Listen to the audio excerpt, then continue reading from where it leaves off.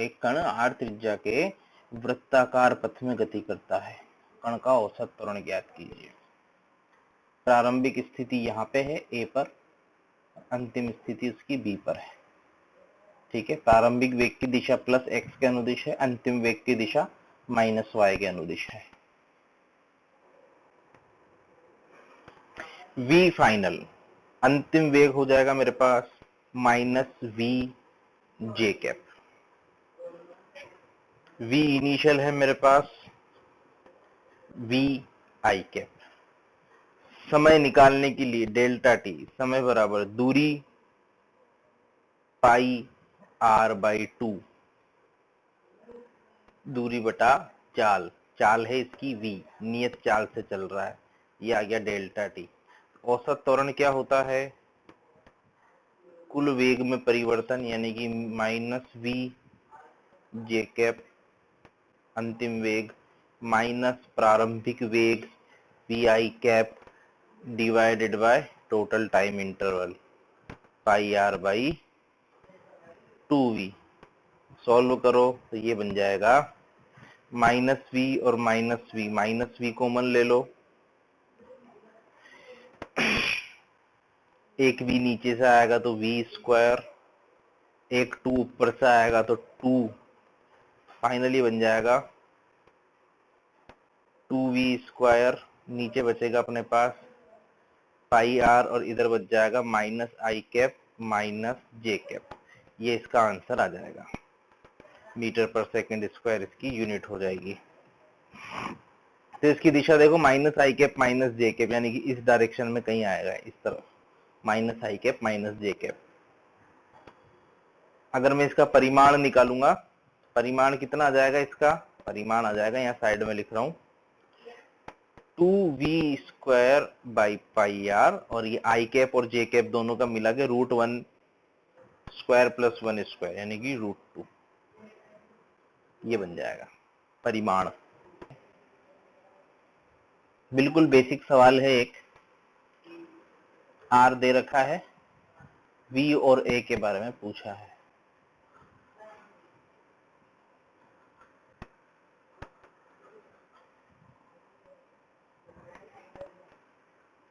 Are सदिश दे दिया a t i cap plus b t square j cap plus c t cube k cap.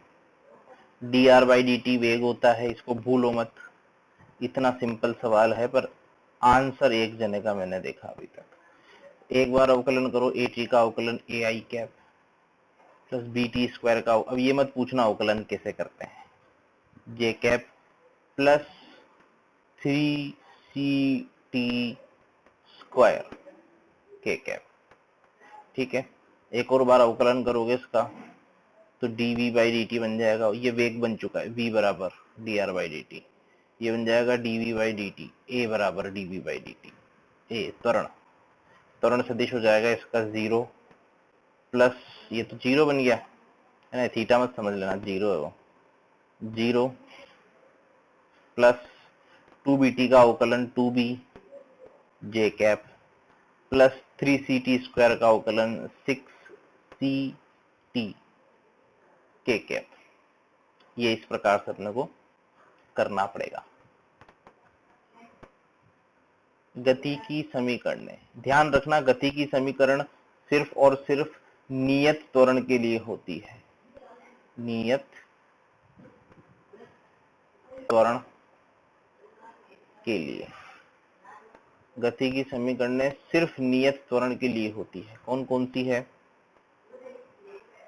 v बराबर u plus A T, दूसरी s बराबर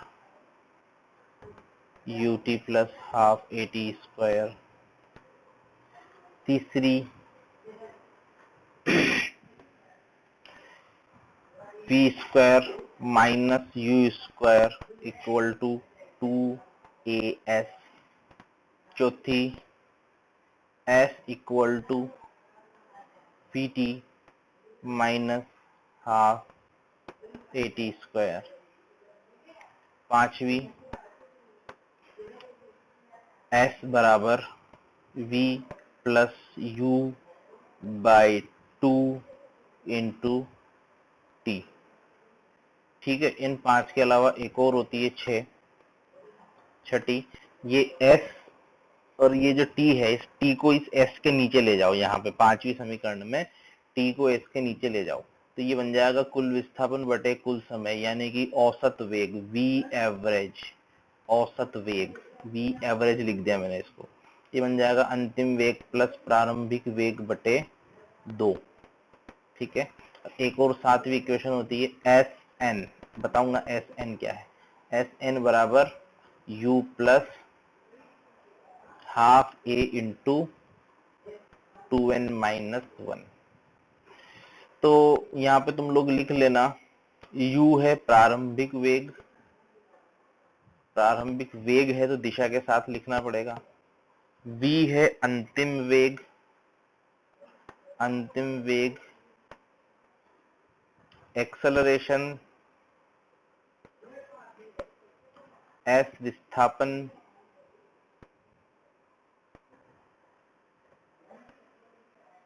s विस्थापन, और एक और कौन बचा, t समय अंतराल, अंतराल। ठीक है, और एस एन होता है nवें सेकंड में विस्थापन, nवें सेकंड में विस्थापन, nवें सेकंड में विस्थापन। ठीक है, और वो n क्या है, nवां सेकंड। देखो nवां सेकंड का मतलब क्या है, nवां सेकंड का मतलब होता है n-1 से n तक। जैसे मैंने बोला 5वां सेकंड, जैसे मैंने बोला 5वां सेकंड। ठीक है, तो 5वां सेकंड मतलब है t बराबर 4 से t बराबर 5 तक, ये होता है। जैसे मैंने बोला तीसरा सेकंड तो 2 से 3 तक। जैसे मैंने बोला पहला सेकंड तो 0 से 1 तक। मैंने बोला 10वां सेकंड तो 9 से 10 तक।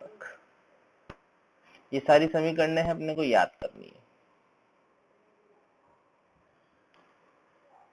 बाकी लोग ये सवाल करें। पहला सवाल मैंने दिया है गति की समीकरण पे।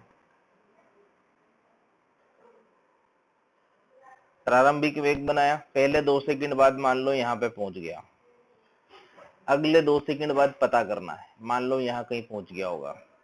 ये 40 मीटर दे रखा है, मान लो कि ये L है, पहले 2 सेकंड में विस्थापन 40 है। लगाओ समीकरण, S बराबर U T plus half A T square, क्योंकि मेरे पास A नहीं है, मुझे A ज्ञात करना है। अंतिम वेग भी नहीं पता, t बराबर 2 सेकंड में वेग नहीं पता। कौन सी समीकरण लगाओ, दूसरी लगाओ। S बराबर यू टी, u है मेरे पास 10, समय है मेरे पास 2, यू टी प्लस हाफ, त्वरण की दिशा भी वेग की दिशा में ही है, यानी कि इसी, अगर मैं इस दिशा को प्लस मान लूं, इसी दिशा को धनात्मक मान लो, तो वेग भी 40, प्रारंभिक वेग भी 40, विस्थापन भी 40। हाफ ए तो याद करना है, इंटू टी स्क्वायर यानी कि 4। हल करो और देखो जरा ए का मान कितना है। हल करने पर ए का मान देखो कितना है। हल करने पर ए का मान आ जाएगा 10 मीटर प्रति सेकंड स्क्वायर। चलो अब ऐसा करते हैं कि पहले 2 और अगला 2, यानी कि टोटल 4 सेकंड में काम कर लेते हैं। उसका नाम मान लो वो एस हो गया, टोटल एस हो गया, यानी कि L plus 40, S equal to U T, प्रारंभिक वेग अभी भी वही 10, क्योंकि प्रारंभिक वहां से ले रहे हैं अपन 10, इंटू टाइम टोटल ले लिया मैंने 4, यहां से यहां तक का पूरा 4 हो जाएगा, यू टी प्लस हाफ, त्वरण आया मेरे पास 10, इंटू टी स्क्वायर कितना है मेरे पास, टी स्क्वायर, टी कितना है 4, 4 का वर्ग 16। तो ठीक है, कितना हो जाएगा, एल प्लस 40 बराबर 40 plus half A T square, तो ये 80 मीटर बनेगा, 80। तो एल जो आ जाएगा वो आ जाएगा 80 मीटर, 80 उत्तर आएगा इसका। एल का मान आया 80 मीटर। लिखो, एक कण, वही पिछला वाला सवाल है, एक कण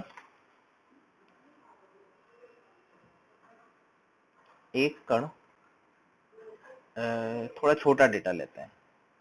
2 सेकंड में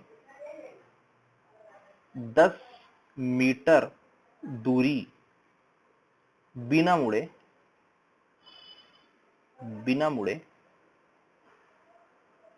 तय करता है। ठीक है, 2 सेकंड में कितना चला? 10 मीटर चला। ठीक है, यदि कण का अंतिम वेग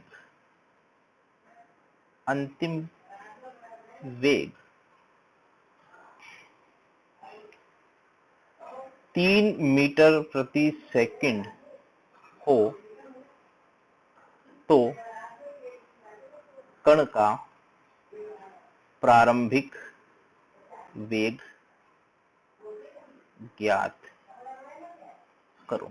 कण का प्रारंभिक वेग ज्ञात करो। यहां पे भी वही है, त्वरण जो है वेग के विपरीत है। त्वरण वेग के विपरीत है, बिना मुड़े चल रहा है। सेम कंडीशन से डेटा चेंज कर दिया। अब चेक करो क्या उत्तर आता है। मान लो कि प्रारंभिक वेग u है, बोला है बिना मुड़े गति करता है, यानी कि मान लो अंतिम वेग भी इसी दिशा में है। बोला है त्वरण वेग के विपरीत है, यानी कि त्वरण ऋणात्मक है। अंतिम वेग का मान दे रखा है 3 मीटर पर सेकंड, समय दे रखा है अब 2 सेकंड। वापिस से समीकरण लगेगी s बराबर, s कितना है 10 मीटर, s बराबर v plus u by 2। u पूछा है, v 3 दे रखा है, दोनों की दिशा समान है। ठीक है, बिना मुड़े क्योंकि वो गति कर रहा है। और 2 से भाग दिया, समय भी 2 दे रखा है, 2 से 2 कट गया, u का मान 7 आ गया। यहाँ 7 मीटर पर सेकंड पॉजिटिव आया है, यानी कि जो माना है वही आया है, जिस दिशा में माना है वही दिशा ही है। यानी कि क्वेश्चन में जो डेटा दिया है और जो सॉल्यूशन अपना बना है उसमें कोई समस्या नहीं है, यानी कि ऑल राइट, सब ठीक यहाँ पे सही है। तो कभी जैसे मान लो कि कुछ उल्टा पुल्टा उत्तर आ रहा है ना, है, इसका मतलब समझ जाना कि कहीं कोई गड़बड़ है। जो माना है उससे विपरीत आ रहा है, जो बोला है उसके विपरीत आ रहा है। इक्वेशन अपने आप सही करके दे देती है। इक्वेशन सही अप्लाई करोगे, आंसर बिल्कुल करेक्ट आएगा। कुछ गड़बड़ भी होगी तो पता चल जाएगा। चलो अगला सवाल करते हैं। ये स्थिति है, एक्स अक्ष पर 2 कण हैं, दोनों गति करते हैं। ए का वेग नियत है 6 आई कैप मीटर प्रति सेकंड तथा वो मूल बिंदु पर है। जो बी है उसका प्रारंभिक स्थिति 10,0 मीटर दिखाई गई है। प्रारंभिक वेग बी का 0 है, परंतु बी के पास त्वरण है 1 आई कैप। ये आई कैप है, इसको जे कैप ना समझ लेना। 1 आई कैप यानी कि आई कैप मीटर पर सेकंड स्क्वायर। प्रश्न अपना ये है कि कितने समय पश्चात ए बी को पकड़ लेगा। कितने समय पश्चात ए बी को पकड़ लेगा, या दोनों मिल जाएंगे। कितने समय पश्चात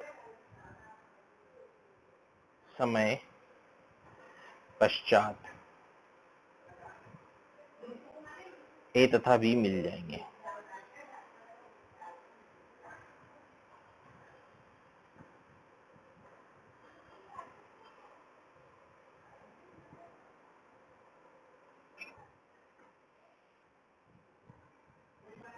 मान लो कि यहाँ पे कहीं मिले, इस जगह पे दोनों के बीच की प्रारंभिक दूरी यहाँ पे 10 मीटर है। ठीक है, ये सब यहाँ पे साफ कर देता हूं मैं। ये दूरी पहले 10 मीटर दे रखी है ना। बी कितना चलेगा, माना कि टी समय बाद मिल गए, बी कितना चलेगा, ut plus half A T square. B का प्रारंभिक वेग 0 है, तो हाफ बी का त्वरण कितना है 1 इंटू टी स्क्वायर। ठीक, ए कितना चलेगा, नियत वेग से चल रहा है ए, तो ए कितना चलेगा u into T. Half A T square तो होगा नहीं, यानी कि 10 नहीं, कितना है 6 है ना, 10 थोड़ी है, 6 है उसका वेग।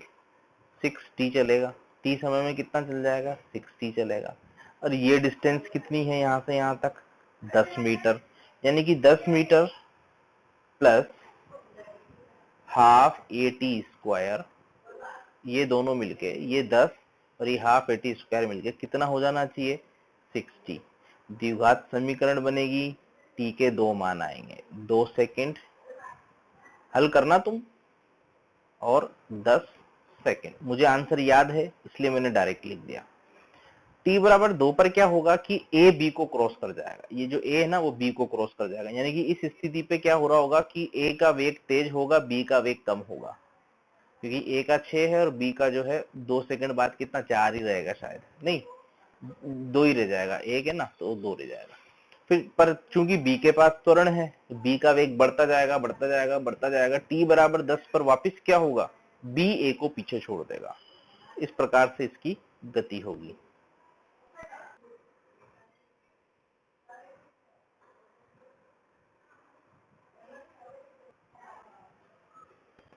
चाल का घटना ही मंदन होता है, ऋणात्मक त्वरण नहीं कहते, क्योंकि अगर मान लो त्वरण ऋणात्मक है और वेग भी ऋणात्मक है तो चाल बढ़ जाएगी। चाल और ये वेग और त्वरण की दिशाएं विपरीत होना जरूरी है, ठीक है, अगर सरल रेखा में अगर बात करें। और अगर तिरछे भी हैं तो ए और बी के बीच का कोण 90 से ज्यादा होना चाहिए। तिरछे की बात अपन प्रोजेक्टाइल में करेंगे, अभी सिर्फ इतना याद रखो कि ए और वी की दिशा, अगर त्वरण इस तरफ है तो वेग इस तरफ होगा, अगर ऐसा है तो मंदन है। मान लो त्वरण इस तरफ है तो वेग इस तरफ होगा, अगर ऐसा है तो मंदन है। जैसे मान लो वेग इस तरफ है और त्वरण इस तरफ है तो भी मंदन होगा। ये जो कोण है वो थीटा जो है वो 90 से ज्यादा होना चाहिए, ताकि त्वरण का एक घटक वेग के विपरीत आ जाए। त्वरण का कम से कम एक घटक वेग के विपरीत होना जरूरी है, तब चाल घटेगी। कार है 20 की चाल से चल रही है, ड्राइवर ब्रेक लगाया, 5 का त्वरण आया, मतलब त्वरण नहीं मंदन आया, 5 का मंदन आया, और रुकने के पहले तक कार कितनी दूरी चलेगी, डिस्टेंस बताओ। तो v स्क्वायर बराबर u square plus 2as apply करते हैं। अंतिम वेग 0 होना है, प्रारंभिक वेग 20 है तो 20 का स्क्वायर प्लस 2, मंदन है यानी कि -5 लिखना पड़ेगा, क्योंकि अगर मैं इस दिशा को प्लस मान रहा हूँ, त्वरण की दिशा विपरीत है तो -5 लिखना पड़ेगा, इंटू विस्थापन को मैंने s लिख दिया है। ठीक है, हल करने पर s का मान आया 40 मीटर। ठीक है, अगला प्रश्न मेरा ये था कि यदि कार की चाल दुगनी हो तो कितनी दूरी तय करेगा। यदि कार की चाल दुगनी हो, बाकी सब सेम है, चाल डबल है बस, तो कितनी दूरी तय करेगा, है ना। कहने का मतलब ये है कि यदि कार की चाल ये 20 की जगह 40 कर दूं मैं, तो डिस्टेंस कितनी है।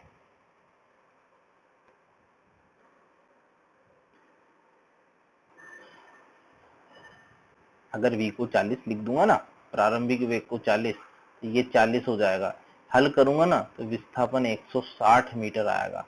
वेग डबल करने से विस्थापन 4 गुना हो गया। देखो, वेग को दुगना किया, विस्थापन हो गया 4 गुना। यानी कि अगर तुम सड़क पे चलते हो और तेज चला रहे हो, देख लो कितना अनकंट्रोल है,